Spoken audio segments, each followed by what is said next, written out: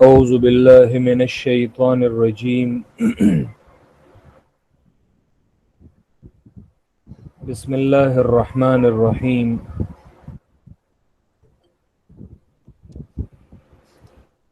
فتلقى آدم من ربه كلمات فتاب عليه إنه هو التواب الرحيم.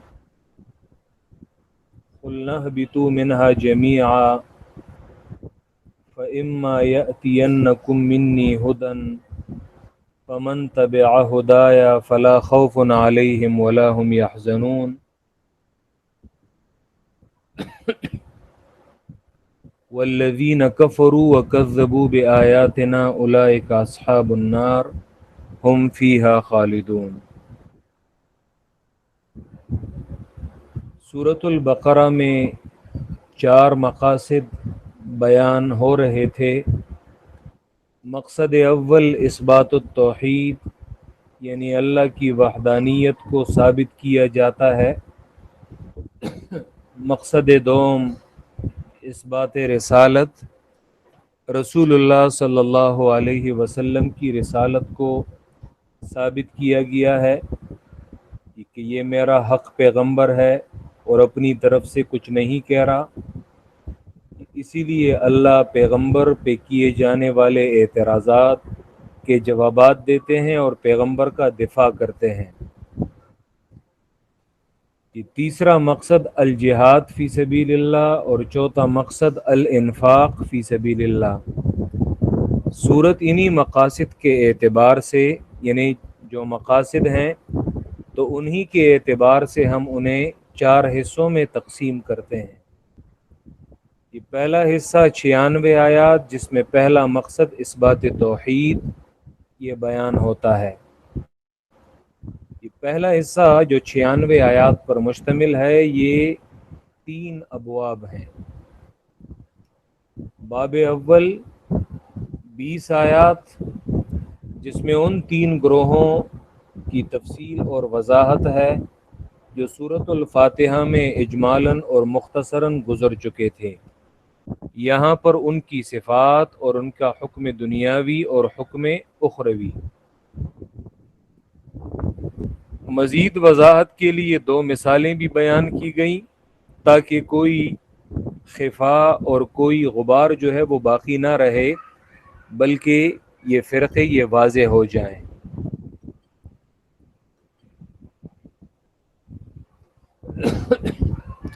باب دوم آیت نمبر 21 سے آیت نمبر 39 تک جہاں تک میں نے تلاوت کی ہے، یہ بھی 2 رکوع پر مشتمل باب ہے، جس میں عام خطاب یا ایھا الناس دعوی توحید اعبدوا ربکم اور اس کو ثابت کرنے کے لیے 5 عقلی دلائل. اس دعوے پر ایک دلیل وحی آیت نمبر 23 میں ذکر کی گئی، اور پھر آگے جا کر آیت نمبر 30 سے فرشتوں نے جو یہ کہا کہ وَنَحْنُ نُسَبِّحُ بِحَمْدِكَ وَنُقَدِّسُ لَكَ، تو فرشتوں سے یہ بطور دلیل نقلی ہے اعبدوا ربکم پہ. ٹھیک ہے، یہ تو یہاں پہ دعوی توحید کو ثابت کرنے کے لیے 5 عقلی دلائل. پہلی دلیل الذی خلقکم، دوسری دلیل والذین من قبلکم، تیسری دلیل الذی جعل لکم الارض فراشا، چوتھی دلیل والسماء بناء، اور 5ویں دلیل وانزل من السماء ماء فاخرج به من الثمرات رزقا لکم. ثمرہ دلائل فلا تجعلوا للہ اندادا. پھر آیت نمبر 23 میں 4 باتیں ذکر کی گئیں. یہ پہلی بات دلیل وحی دعوی توحید پر، دوسری بات مطالبہ دلیل منکرین سے، تیسری بات اثبات رسالت، اور چوتھی بات قرآن کی حقانیت. پھر آیت نمبر 24 میں توحید کے دعوے کو نہ ماننے والوں کو زجر دی گئی فاتقوا النار، اور آیت نمبر 25 میں وبشر الذین آمنوا، توحید کو ماننے والوں کو کامل بشارت اور خوشخبری دی گئی. پھر آیت نمبر 26 ان اللہ لا یستحیی، اس میں یہ ایک اعتراض اور شبے کا جواب کیا گیا. مخالف کے پاس چونکہ اپنے دعوے پر دلیل تو ہے نہیں، تو وہ شبہات اور اعتراضات پیش کرتے ہیں کہ اعتراض یہ تھا کہ یہ کیسے اللہ کی کتاب ہے کہ اس میں یہ چھوٹی چھوٹی مثالیں آگ اور پانی کی ذکر کی جاتی ہیں. جواب: مثال بالذات مقصود نہیں ہوتی، بلکہ مثال کسی بات کی وضاحت کے لیے پیش کی جاتی ہے. وہ چھوٹی چیز کی مثال ہو یا بڑی چیز کی، بات سمجھانا مقصود ہے، مثال خود بخود مقصود نہیں ہوتا. ٹھیک ہے. پھر کیف تکفرون باللہ آیت نمبر 28 سے نعم اربعہ، 4 نعمتیں جو اللہ نے تمام انسانوں پر کی ہیں. ٹھیک ہے. کیونکہ اللہ کی صفت ہے رحمان، تو رحمان اسی ذات کو کہتے ہیں جو عام مہربان ہو، جس کی مہربانیاں یہ تمام انسانوں پر عام ہوں. تو یہاں پہ یہ 4 جو نعمتیں ہیں یہ اللہ کے رحمانیت کے دلائل ہیں، کیونکہ اللہ نے تمام انسانوں کو وجود بخشا ہے. زمین کی تمام نعمتیں تمام انسانوں کے لیے اللہ نے پیدا کی ہیں. یہ آدم تمام انسانوں کا یہ ابو البشر ہے، تو آدم کی فضیلت یہ تمام انسانوں کی فضیلت کو شامل ہے. اور اسی طرح چوتھی نعمت آج ہم ذکر کریں گے، اور وہ یہ ہے کہ تمہارے جد امجد آدم سے کہ ایک لغزش ہوئی تھی، ایک خطا ہوئی تھی، میں نے اسے معاف کیا. کیف تکفرون باللہ. 2 لوگوں نے، آدم نے بھی بظاہر اللہ کے حکم کی ایک مخالفت ظاہراً کی ہے، خطاً کی ہے، وہ بھول گئے تھے لیکن کی ہے. اور دوسری جانب شیطان نے بھی اللہ کے حکم سے انکار کیا تھا. لیکن یاد رکھیں آدم کی لغزش جو ہے وہ معاف کی گئی، اور شیطان اس نے سرے سے ندامت کا اظہار ہی نہیں کیا، تو اسی وجہ سے وہ تا قیامت فَإِنَّكَ عَلَيْكَ لَعْنَتِي إِلَى يَوْمِ الدِّينِ، یہ قیامت کے دن تک اس پر اللہ کی لعنت ہے. اور پھر قیامت کے بعد تو ہمیشہ لعنت ہے. یعنی دنیا کی زندگی میں جو توبے کا امکان ہے تو شیطان دنیا کی زندگی میں وہ توبہ نہیں کرے گا، اور تا قیامت اس پر لعنت ہے. اور پھر جب عمل کا دروازہ بند ہو جائے گا، تو پھر جب حساب کتاب شروع ہوگا قیامت میں، تو پھر تو شیطان ابلیس ملعون ہی ملعون ہے دوامن اور ہمیشہ. فتلقى آدم من ربه، اس میں چوتھی نعمت ہے جو اللہ نے بنی نوع انسان پر کی ہے، اور وہ یہ کہ تمہارے جد امجد سے ایک لغزش ہوئی تھی، میں نے اسے معاف کیا. کیف تکفرون باللہ، کیسے تم اللہ کی توحید سے انکار کرتے ہو. جی پہلے اس آیت کا معنی کرتے ہیں اور پھر اس میں ایک بحث ہے وہ کرتے ہیں. فتلقى آدم من ربه، یہ پس لیے آدم نے، تلقى کے معنی ہے اخذا. غریب القرآن میں ابن قتیبہ معنی کرتے ہیں تلقى اخذ وقبلا، لیے آدم نے من ربه اپنے رب سے، یا قبول کیے آدم نے اپنے رب سے. کیا لیے آدم نے اپنے رب سے؟ کلمات، چند کلمات، کلمات یعنی چند الفاظ. فتاب علیہ، اور کلمات کے درمیان جی آدم نے اپنے رب سے کلمات لیے تو اللہ نے ان پر مہربانی کی، فتاب علیہ. لیکن یاد رکھیں کلمات کو لینے کے بعد آدم نے پڑھا ہے تو تب ان پر مہربانی ہوئی ہے. اسی لیے کلمات اور فتاب علیہ کے بعد، کیونکہ یہ آیت سے خود بخود پتہ چل رہا ہے، تو اسی لیے فقرأہا، تو آدم نے ان کلمات کو پڑھا. فتلقى آدم من ربه کلمات فقرأہا، تو آدم نے ان کلمات کو پڑھا. فتاب علیہ، تو اللہ نے ان پر مہربانی کی. توبے کی نسبت جب اللہ کی جانب ہوتی ہے تو اس کا مطلب ہے اپنے بندے پر رہنمائی، اپنے بندے پر مہربانی کرنا. اور اس کی نسبت جب بندے کی جانب ہوتی ہے تو یاد رکھیں پھر رجوع کرنے کے معنوں میں آتا ہے. توبہ کرنا، جب انسان توبہ کرتا ہے تو کیا معنی؟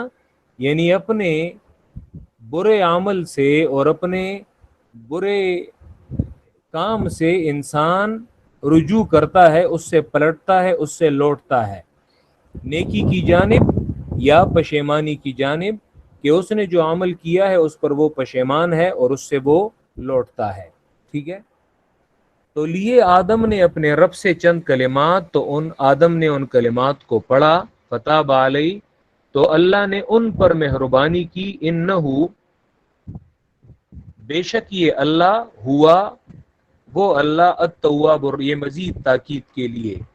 ٹھیک ہے. انہو، کہ کلام اصل میں ایسے تھا کہ انہو تواب رحیم، لیکن کلام میں تاکید پیدا کرنے کے لیے دو تاکیدات کی گئی ہیں. ایک تو تواب رحیم پر الف لام داخل کیا ہے، اور دوسری یہ کہ مبتدا اور خبر کے درمیان ہوا ضمیر فصل لایا گیا ہے، یہ ضمیر منفصل ہے جو تاکید کے لیے یہاں پہ لایا گیا ہے.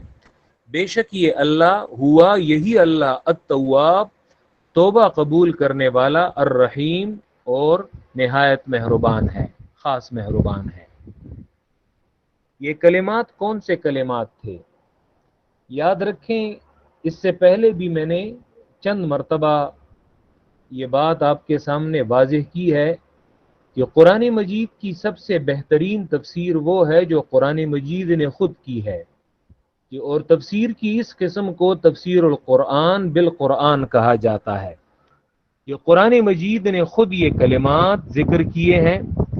پھر اگر قرآن سے کسی آیت کی تفسیر ثابت نہ ہو رہی ہو تو پھر اس کے بعد جو دوسرا سب سے اعلیٰ طریقہ ہے وہ ہے تفسیر القرآن بالحدیث، کیونکہ اللہ کے رسول پر قرآن نازل ہوا ہے تو سب سے زیادہ جاننے والے انسانوں میں سے وہ اللہ کے پیغمبر تھے. پھر اگر پیغمبر سے بھی حدیث میں کسی آیت کی تفسیر ثابت نہ ہو تو پھر صحابہ اور تابعین کی تفسیر یہ راجح تفسیر ہے، کیونکہ صحابہ قرآن مجید کے پہلے اسٹوڈنٹس تھے، اور تابعین وہ صحابہ کرام جن لوگوں پر قرآن نازل ہوا تھا اور انہوں نے قرآن کی وحی کا مشاہدہ کیا تھا، تو تابعین وہ صحابہ کرام کے شاگرد ہیں. تو آپ دیکھیں گے کہ ان کلمات سے مراد کیا ہے، تابعین اس کے بارے میں کیا کہتے ہیں. لیکن سب سے پہلے یہ کلمات قرآن مجید نے خود ذکر کیے ہیں. سورہ اعراف آیت نمبر 23 دیکھیں، پارہ نمبر 8، سورۃ الاعراف آیت نمبر 23.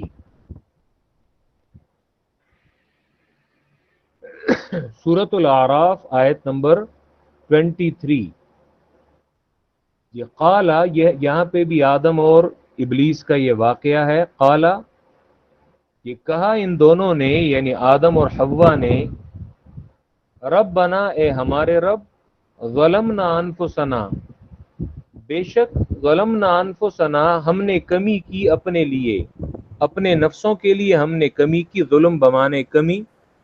وَإِن لَّمْ تَغْفِرْ لَنَا، اور اگر تو نے ہمیں نہیں بخشا، اور اگر تو نے ہم پہ پردہ نہیں ڈالا، غفران کے معنی پردہ ڈالنے کے، اور اگر تو نے ہمیں نہیں بخشا، وَتَرْحَمْنَا، اور ہم پر رحم نہ کیا، لَنَكُونَنَّ مِنَ الْخَاسِرِينَ، تو ہم تاوان اٹھانے والوں میں سے ہو جائیں گے، ہم تاوان کرنے والوں میں سے ہو جائیں گے. کہ قرآن مجید نے یہ کلمات خود ذکر کیے ہیں. ٹھیک ہے. کہ اب ان کلمات کے بارے میں ایک تو یہ قرآن نے کہا ہے کہ امام بخاری صحیح بخاری میں کہ انہوں نے جو چیپٹر باندھا ہے کتاب و احادیث الانبیاء، جن میں وہ مختلف انبیاء علیہ السلام کے بارے میں جو روایات ہیں وہ لاتے ہیں، تو ان میں باب خلق آدم، کہ آدم کی تخلیق کا باب، پھر اس میں جو سب چیپٹر ہے انہوں نے جو باندھا ہے، تو اس میں انہوں نے، امام بخاری نے اس آیت کو ذکر کیا ہے، اور ابو العالیہ جو تابعی ہیں ان کا قول ذکر کیا ہے. امام بخاری فرماتے ہیں صحیح بخاری میں، وقال ابو العالیہ فتلقى آدم من ربه کلمات، ان کلمات سے مراد کیا ہے، فهو قوله ربنا ظلمنا انفسنا، سورہ اعراف آیت نمبر 23 کی جانب انہوں نے اشارہ کیا ہے. ابن کثیر تفسیر ابن کثیر میں یہ صرف، حالانکہ تمام نے یہ کہا ہے، لیکن میں صرف مشہور تفسیر کا نام آپ کے سامنے لیتا ہوں، صرف اسی میں دیکھ لیں۔ تفسیر ابن کثیر یہ 774 ہجری میں ان کی ڈیتھ ہوئی ہے۔ ابن کثیر نے یہاں پہ اس آیت کے تحت وہ فرماتے ہیں پہلی جلد میں کہ ان هذه الکلمات مفسرۃ بقولہ تعالی، کہ ان کلمات کی تفسیر کیا ہے؟ تو وہ فرماتے ہیں ان کلمات کی تفسیر اللہ کے اس قول میں ہے جو سورہ اعراف میں وہ آیت وہ ذکر ہے، قال ربنا ظلمنا انفسنا وَإِن لَّمْ تَغْفِرْ لَنَا وَتَرْحَمْنَا لَنَكُونَنَّ مِنَ الْخَاسِرِينَ۔ انہوں نے بھی پہلے قرآن کی آیت ذکر کی ہے، اور پھر وہ کہتے ہیں کہ آیا یہ تفسیر میری اپنی تفسیر ہے، ذاتی تفسیر؟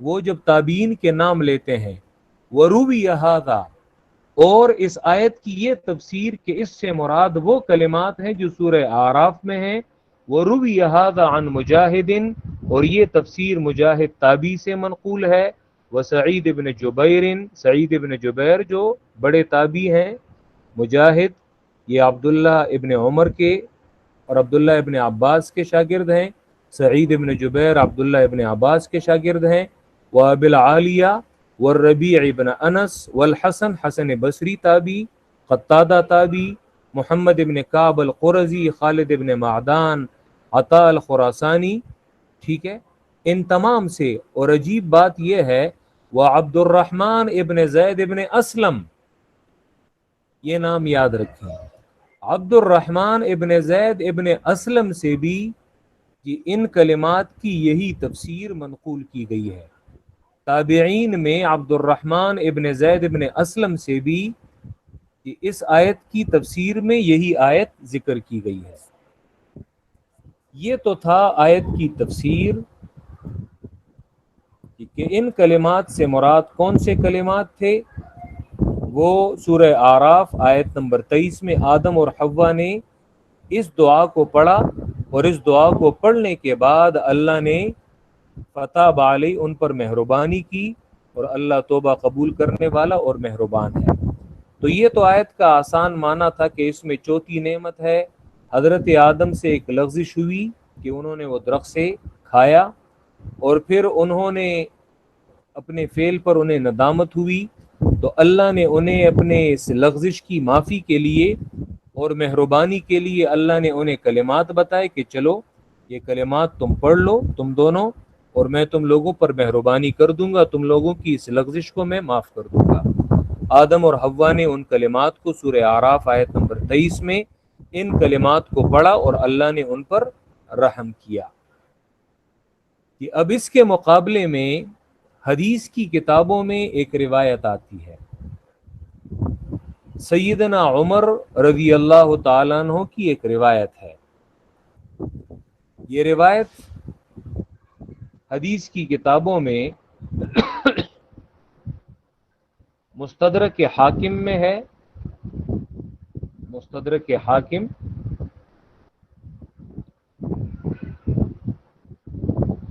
حاکم 405 ہجری میں ان کی ڈیتھ ہوئی ہے، اور ان کے علاوہ بیہقی نے، یہ امام حاکم کے شاگرد ہیں، بیہقی نے، حاکم 405 ہجری میں ان کی ڈیتھ ہوئی ہے، اور بیہقی ابو بکر البیہقی وہ 458 ہجری میں ان کی ڈیتھ ہوئی ہے۔ بیہقی نے دلائل النبوہ میں اور حاکم نے المستدرک علی الصحیحین میں اس روایت کو حضرت عمر ابن خطاب سے ذکر کیا ہے۔ پوری سند میرے سامنے ہے، لیکن اس سند میں ڈائریکٹ صحابی سے شروع کرتا ہوں، لیکن خیر عبد الرحمن ابن زید ابن اسلم سے شروع کرتا ہوں، جو اس سے پہلے میں نے ابن کثیر کے حوالے میں اس شخص کا نام جو ہے وہ میں نے ذکر کیا۔ سند حاکم اور عبد الرحمن ابن زید ابن اسلم کے درمیان کافی راوی ہیں۔ عبد الرحمن ابن زید ابن اسلم عن ابیہ، وہ اپنے باپ سے روایت کرتا ہے یعنی زید سے، عن جدہ، اور وہ اس کے دادا سے یعنی اسلم سے، عن عمر ابن الخطاب رضی اللہ عنہ، اور وہ عمر ابن خطاب رضی اللہ عنہ سے روایت کرتے ہیں۔ کون سی روایت ہے؟ قال قال رسول اللہ صلی اللہ علیہ وسلم، اللہ کے رسول نے فرمایا، لما اقترف آدم الخطیئہ، جب حضرت آدم سے خطا ہوئی، یعنی انہوں نے اس درخت سے کھایا، قال، تو آدم نے کہا، یا ربی، اے میرے رب، اسألک بحق محمد، میں تم سے محمد کے حق محمد کے ذریعے سے سوال کرتا ہوں، میں تم سے حق محمد کے ذریعے سوال کرتا ہوں۔ تو اللہ نے آدم سے کہا، یا آدم، اے آدم، وَكَيْفَ عَرَفْتَ مُحَمَّدًا وَلَمْ أَخْلُقْهُ، تم محمد کو کیسے جانتے ہو حالانکہ میں نے ابھی اسے پیدا بھی نہیں کیا؟ قال، تو کہا آدم نے، یا رب، اے میرے رب، لِأَنَّكَ لَمَّا خَلَقْتَنِي بِيَدِكَ، جب تو نے مجھے اپنے ہاتھ سے پیدا کیا اور مجھ میں روح پونکی، رفعت رأسی، تو نے مجھے پیدا کرنے کے بعد میں نے اپنے سر کو اٹھایا، فرأیت علی قوائم العرش، تو میں نے عرش کے پایوں پہ دیکھا، عرش کے جو پائے تھے، جو ستونیں تھیں، میں نے اس پر لکھا ہوا پایا، فرأیت علی قوائم العرش مکتوبا، تو میں نے عرش کے ستونوں پر لکھا ہوا پایا، لا الہ الا اللہ محمد رسول اللہ، یہ کلمہ لکھا ہوا تھا۔ فعلم، تو میں جان گیا کہ اللہ تو نے اپنے نام کے ساتھ اگر کسی کا نام ملایا ہے تو لا محالہ وہ تمہیں اپنے مخلوق میں سب سے زیادہ محبوب ہے۔ فقال اللہ، تو اللہ نے آدم سے کہا، صدقت یا آدم، اے آدم تو نے سچ کہا، انہ لاحب الخلق الی، یقیناً یہ محمد مخلوق میں سب سے زیادہ مجھے محبوب ہے، ادعنی بحقہ، مجھ سے اسی کے حق سے سوال کرو، مانگو اور میں تمہیں بخش دوں گا۔ اور پھر آگے آتا ہے، ولولا محمد ما خلقتک، اور اگر محمد نہ ہوتے تو میں تمہیں بھی نہ پیدا کرتا۔ اور پھر یہی بات عام مسلمانوں میں یہ معروف اور مشہور ہو گئی ہے کہ دنیا کو اللہ نے محمد کے طفیل پیدا کیا ہے، اور اگر محمد نہ ہوتے تو دنیا پیدا نہ کی جاتی۔ اسی چیز کو پھر ہمارے شعراء نے بھی لے لیا ہے کہ اگر آپ عبد الرحمن بابا کے دیوان کو، پشتو دیوان کو آپ پڑھیں تو بالکل پہلے پیج پہ وہ کہتے ہیں کہ صورت د محمد نوے پیدا کڑے بما نوے دا دنیا۔ اور پھر شعراء نے بھی اپنے اپنے انداز سے اسے شعروں میں ذکر کیا ہے، کیونکہ وجہ یہ ہے کہ اس کی بنیاد اس روایت پہ ہے۔ لیکن یاد رکھیں، یہ روایت سندن اور متنن دونوں اعتبارات سے ناقابل قبول ہے، درست نہیں ہے۔ سندن بھی درست نہیں ہے اور متنن بھی درست نہیں ہے۔ حدیث کو دیکھا جائے گا کہ آیا اس کی سند میں کوئی ایسا راوی تو نہیں ہے، کوئی ایسا راوی تو نہیں ہے جس پر محدثین نے جرح کی ہو، جس کو محدثین نے ناقابل اعتبار قرار دیا ہو۔ اور سند کے متن کو بھی دیکھا جائے گا کہ کہیں وہ قرآن کے ساتھ تو نہیں ٹکراتا۔ یاد رکھیں کہ اس حدیث کا متن، سند پہ ہم بعد میں آتے ہیں، کہ اس حدیث کا متن قرآن مجید سے 3 جگہ ٹکراتا ہے۔ تو عجیب بات ہے، حدیث تو قرآن کی تشریح ہوتی ہے، پیغمبر تو قرآن کی تشریح کے لیے آتا ہے، تو اگر پیغمبر جو ہے وہ قرآن کے برعکس باتیں کرنے لگے تو یاد رکھیں یہ کیسی حدیث ہے۔ یہ حدیث قرآن مجید سے 3 جگہ ٹکراتی ہے۔ پہلا مقام، یہ قرآن مجید سورہ زاریات آیت نمبر 56 میں 56 میں قرآن کہتا ہے، پارہ 27 میں، وَمَا خَلَقْتُ الْجِنَّ وَالْإِنسَ إِلَّا لِيَعْبُدُونَ، میں نے جنات اور انسانوں کو پیدا نہیں کیا مگر صرف اپنی عبادت کے لیے۔ اور حدیث کیا کہتا ہے؟ حدیث کیا کہتی ہے؟ وما ولولا محمد ما خلقتک، اے آدم کہ اگر محمد نہ ہوتے تو میں تمہیں پیدا نہ کرتا۔ قرآن کیا کہتا ہے کہ میں نے جن اور جو پہلے انسان ہیں، جو ابو الانس ہیں، ابو البشر ہیں، وہ بھی انس میں شامل ہیں۔ اللہ فرماتے ہیں کہ میں نے انسانوں کو اپنی عبادت کے لیے پیدا کیا ہے، جنات کو بھی میں نے اپنی عبادت کے لیے پیدا کیا ہے۔ اور حدیث کیا بتاتا ہے کہ اے آدم میں نے تمہیں محمد کی وجہ سے پیدا کیا ہے. تو سب سے پہلے تو قرآن کے ساتھ یہ جگہ ٹکراتی ہے. دوسرا کہ اس حدیث میں کلمات، یعنی قرآن کہتا ہے کہ آدم نے اپنے رب سے چند کلمات لیے. اب اگر ان کلمات کی تشریح ہم اس روایت سے لیتے ہیں، اور وہ کیا ہے، اسألک بحق محمد، میں تم سے حق محمد کے ذریعے سوال کرتا ہوں، ادعنی بحقہ، اور تو مجھ سے محمد کے حق سے سوال کر، میں تمہیں بخش دوں گا.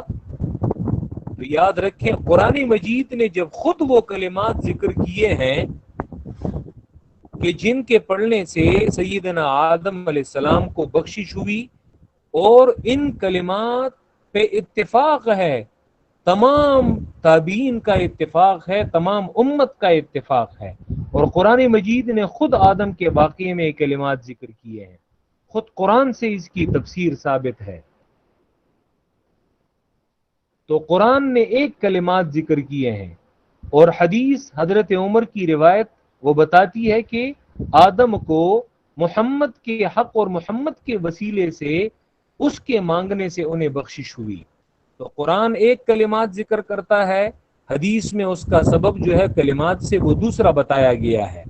تو یاد رکھیں ایک تو حدیث قرآن کے ساتھ سورہ اعراف کی آیت نمبر 23 والے کلمات کے ساتھ یہاں پہ ٹکراتی ہے. دو مقامات ہو گئے. تیسرا مقام وہ یہ ہے، وہ جو آیت ہم پڑھ رہے ہیں، آیت نمبر 37، فَتَلَقَّى آدَمُ مِن رَبِّهِ، یہاں پہ دو الفاظ یہ قابل غور ہیں، تلقا اور مِن رَبِّهِ، جی آدم نے لیے اپنے رب سے. قرآن کیا کہتا ہے، یہ کلمات آدم نے اپنے رب سے لیے ہیں، اپنے رب سے انہوں نے وصول کیے ہیں. یعنی ان کلمات کو آدم کو کس نے بتایا ہے؟ رب نے. جی آدم کو اللہ نے وہ کلمات بتائے ہیں کہ یہ کلمات پڑھو تو میں تمہیں بخش دوں گا، میں تم پر مہربانی کر دوں گا. جبکہ حدیث میں آتا ہے کہ آدم نے اپنے رب سے کلمات سیکھے نہیں ہیں، بلکہ آدم نے خود یہ قیاس کیا ہے، رفعت راسی، میں نے اپنے سر کو اٹھایا تو میں نے عرش کے ستونوں پہ یہ لکھا ہوا پایا، لا الہ الا اللہ محمد الرسول اللہ. تو اسی لیے میں نے اللہ خود یہ سمجھا کہ آپ نے اس نام کو اپنے نام کے ساتھ ملایا ہے، تو میں اسی نام سے آپ سے دعا مانگوں. اور پھر اللہ نے کہا بالکل آدم تو نے سچ کہا. تو حدیث میں آدم نے یہ اندازہ خود لگایا ہے، جبکہ قرآن کہتا ہے کہ آدم نے یہ کلمات اپنے رب سے سیکھے ہیں. ٹھیک ہے، تو کیا آدم علیہ السلام نے کہ اپنے کلمات کی وجہ سے اللہ کے کلمات کو چھوڑا ہے؟ کہ رب نے تو انہیں ایک کلمات بتائے ہیں اور آدم نے پھر دوسرے کلمات پڑھے. تو قرآن مجید کے ساتھ اس روایت کا متن 3 جگہ ٹکراتا ہے. دوسری بات، اس حدیث کی سند میں عبد الرحمن ابن زید ابن اسلم ہے، وہ جو میں نے ابن کثیر کے حوالے سے بتایا. خود اس راوی سے اس آیت کی تفسیر منقول ہے کہ اس سے مراد قال ربنا ظلمنا انفسنا وان لم تغفر لنا وترحمنا لنكونن من الخاسرین. اور اس روایت کی سند میں، یہ مستدرک کی روایت جو ہم نے حضرت عمر کی ذکر کی، اس کی سند میں بھی عبد الرحمن ابن زید ابن اسلم ہے. اور یاد رکھیں یہ ایسا راوی ہے جو باتفاق محدثین ضعیف راوی ہے اور یہ ناقابل اعتبار ہے. اور عجیب بات تو یہ ہے کہ جس محدث نے اس روایت کو اپنی کتاب میں ذکر کیا ہے، حاکم نے شاپوری نے المستدرک علی الصحیحین میں، تو ایک جانب اس روایت کو انہوں نے اپنی اس کتاب میں ذکر کیا ہے اور اس روایت کی تصحیح کی ہے کہ یہ روایت صحیح روایت ہے، اور حاکم کی دوسری کتاب ہے المدخل الی الصحیح، حاکم نے خود اس راوی پہ جرح کی ہے. یعنی ایک کتاب میں اس راوی کی روایت کو ذکر کیا ہے اور اسے اتھینٹک قرار دیا ہے، اور خود حاکم اپنی بات بھول چکے ہیں، اور دوسری کتاب میں اسی راوی پر انہوں نے جرح کی ہے. المدخل الی الصحیح میں وہ کہتے ہیں صفحہ نمبر 154 میں، عبد الرحمن ابن زید ابن اسلم، اس راوی کے بارے میں حاکم کہتا ہے روا عن ابیہ احادیث موضوعتا، عبد الرحمن ابن زید ابن اسلم اپنے باپ سے موضوعی احادیث روایت کرتا ہے، اور یہ روایت بھی ان کی اپنے باپ سے ہی ہے جو حضرت عمر کی روایت ہے۔ لا يخفى على من تأملها من اہل صنعت ان الحمل فيها علیہ، تو خود حاکم نے اسے راوی پر جرح کی ہے، ٹھیک ہے۔ یاد رکھیں اس روایت کو عام طور پہ یہ بیان کیا جاتا ہے، لیکن یہ سندن اور متنن یہ قرآن کے خلاف ہے، اور اس سند میں ضعیف راوی ہے جو ناقابل اعتبار ہے۔ فتلقى آدم من ربه کلمات، تو آدم نے لیے اپنے رب سے چند کلمات، انہوں نے ان کلمات کو پڑھا، فتاب علیہ، تو مہربانی کی اللہ نے ان پر، بے شک یہ اللہ وہی اللہ توبہ قبول کرنے والا مہربان ہے۔ اب باپ کو ختم کیا جا رہا ہے، تو آخر میں بشارت اور تخویف۔ پہلے بشارت، یہ قلنا تو کہا ہم نے اہبتو منہا جمیعا، سب یہاں سے جاؤ، یا اہبتو کا معنی اترو، اہبتو کا معنی جاؤ کے بھی ہے اور اترو کے بھی ہے۔ اہبتو منہا جمیعا، اترو اس جگہ سے سب، جاؤ اس جگہ سے سب۔ فَإِمَّا يَأْتِيَنَّكُم مِّنِّي هُدًى، اب اللہ اپنا قانون جو ہے وہ بیان کر رہے ہیں کہ دنیا میں جانے کے بعد میرا قانون کیا ہوگا۔ فَإِمَّا يَأْتِيَنَّكُم مِّنِّي هُدًى، یہ بس اگر آ جائے تمہاری جانب، منی میری طرف سے، ہدن ہدایت، یہاں پہ ہدایت سے مراد ہدایت کا دوسرا مرتبہ ہے۔ سورۃ الفاتحہ میں ہم نے ہدایت کے 4 مرتبے یہ پڑھے تھے۔ جن ساتھیوں نے سورہ فاتحہ وہ نہیں پڑھا مجھ سے، خیر آپ پریشان نہ ہو، میں انشاءاللہ تعالی کسی ٹائم ایک فارغ وقت میں اس ٹائم کے علاوہ کسی دوسرے ٹائم میں انشاءاللہ دن کے اوقات میں کوئی ٹائم مقرر کر لیتے ہیں، اور پھر اسی ٹائم جو ہے وہ انشاءاللہ وہ ہم پڑھیں گے، ٹھیک ہے۔ بلکہ میں کہتا ہوں کہ صبح کی نماز کے بعد جو ہے ایک ٹائم مقرر کر لیں، تو تقریباً 4 5 یا 6 درسوں میں ہم سورہ فاتحہ صبح کی نماز کے بعد یہ پڑھ لیں گے۔ فَإِمَّا يَأْتِيَنَّكُم مِّنِّي هُدًى، پس اگر آ جائے تمہاری جانب، منی میری طرف سے، ہدن ہدایت، ہدن یہاں پہ ہدایت سے مراد ہدایت کا دوسرا مرتبہ ہے، جس سے مراد ارسال الرسل و انزال الکتب ہے، پیغمبر کا بھیجنا اور کتاب کو نازل کرنا۔ یعنی پس اگر آ جائے تمہاری جانب میری طرف سے ہدایت، یعنی پیغمبر کا آنا اور کتاب کا بھیجنا۔ فمن تبع ہدایا، پس جس کسی نے میری ہدایت کی تابعداری کی، یعنی میرے پیغمبر کی اور میری کتاب کی پیروی کی، فلا خوف علیہم ولا هم یحزنون، تو نہ ہوگا ڈر ان پر آنے والے وقت کا، ولا هم یحزنون، اور نہ ہی وہ گزرے ہوئے وقت کے پیچھے غمگین ہوں گے۔ خوف اور حزن میں فرق ہے، خوف اور حزن میں فرق ہے۔ خوف اس ڈر کو کہتے ہیں جو آنے والے وقت میں ہو، اور حزن گزرے ہوئے وقت یعنی ماضی کے غم کو کہتے ہیں۔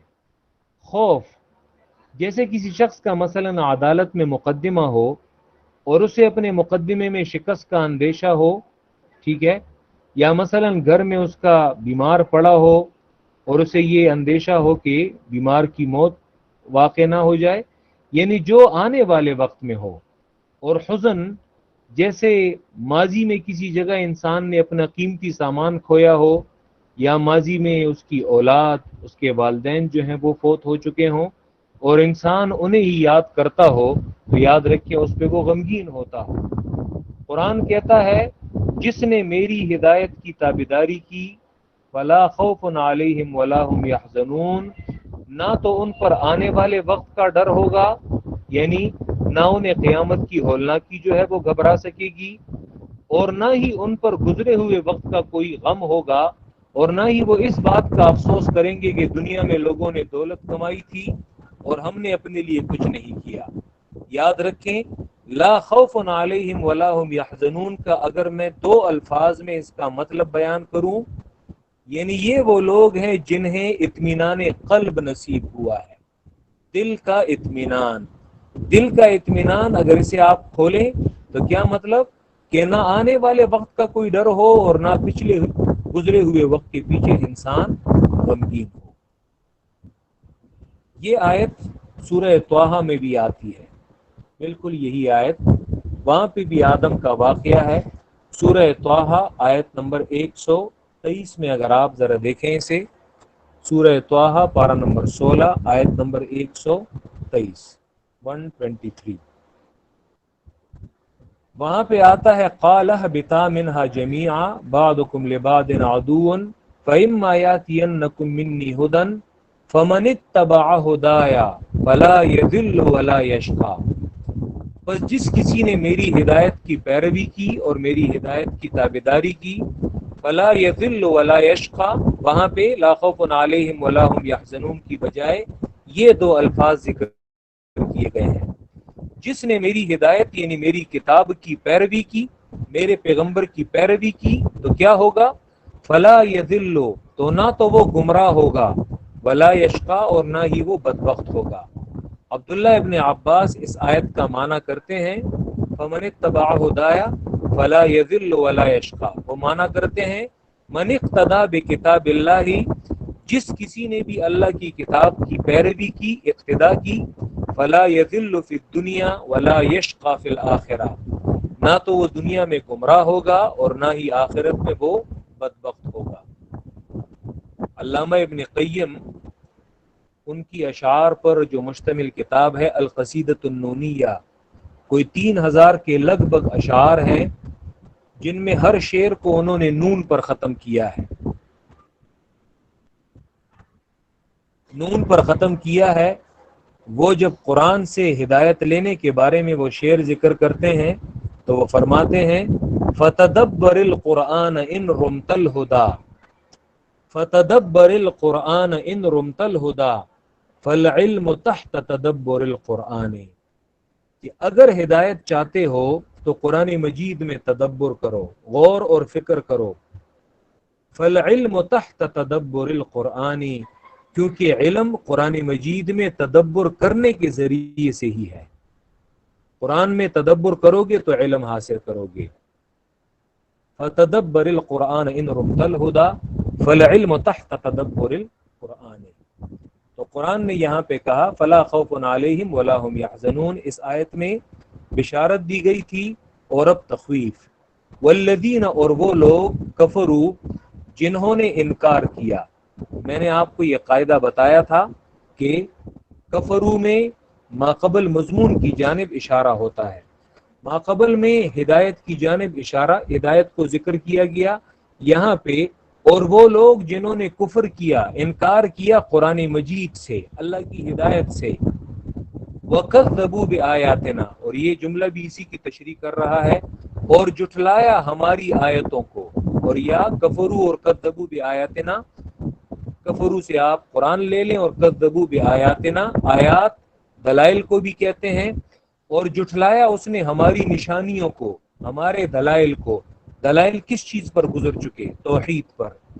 تو وہ لوگ جنہوں نے کفر کیا قرآن سے، قرآن کا انکار کیا، وَكَذَّبُوا بِآيَاتِنَا، اور جھٹلایا ہماری آیتوں کو، توحید کی آیتوں کو، توحید کے دلائل کو اس نے جھٹلایا کہ یہ ویسے اپنے آپ سے لگا ہوا ہے، فضول باتیں کر رہا ہے، اس کی کوئی حقیقت نہیں ہے۔ تو قرآن کہتا ہے اولئک اصحاب النار، یہ لوگ جہنمی ہیں۔ اصحاب النار مضاف مضاف الیہ کا معنی نہیں کریں گے کہ یہ لوگ جہنم کے اصحاب ہیں، یہ لوگ جہنم کے ساتھی ہیں، نہیں، بلکہ حاصل معنی اور ایک بالکل اکٹھا معنی جو ہے وہ کیا جائے گا، اصحاب النار جہنمی، یہ لوگ جہنمی ہیں، ہم فیہا خالدون، اور ہوں گے یہ اس جہنم میں ہمیشہ۔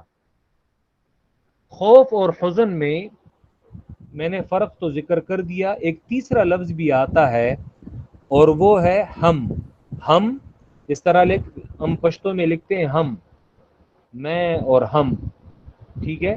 تو عربی میں ہم کہتے ہیں اس غم کو جس کا کوئی سبب معلوم نہیں ہوتا۔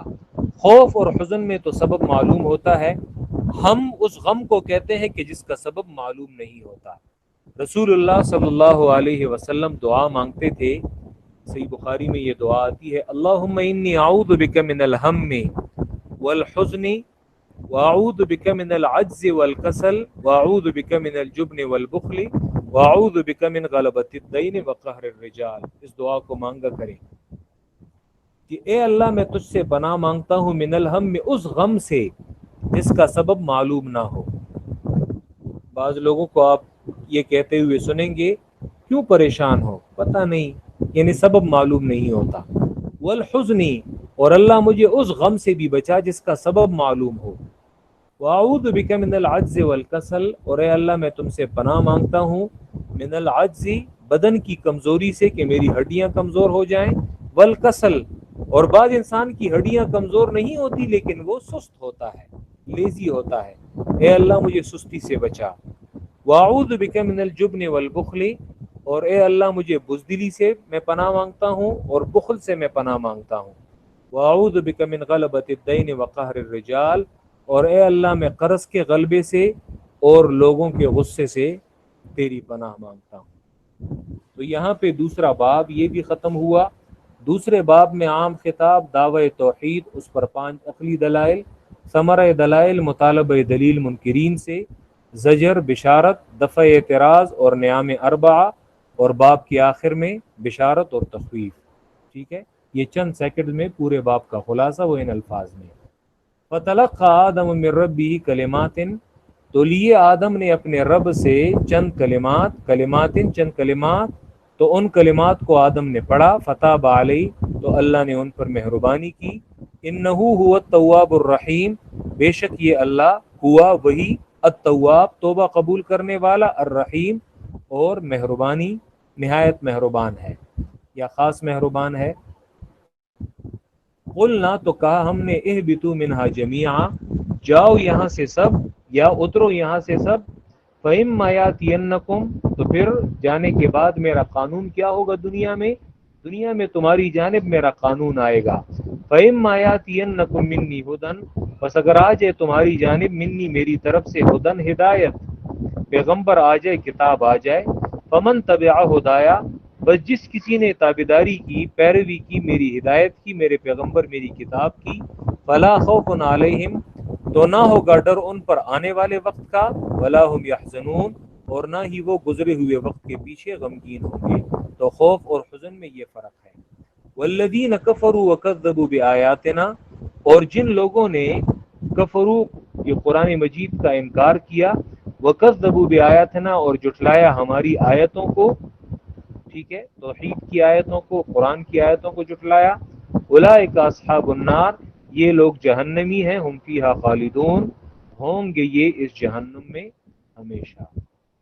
وآخر دعوانا ان الحمد للہ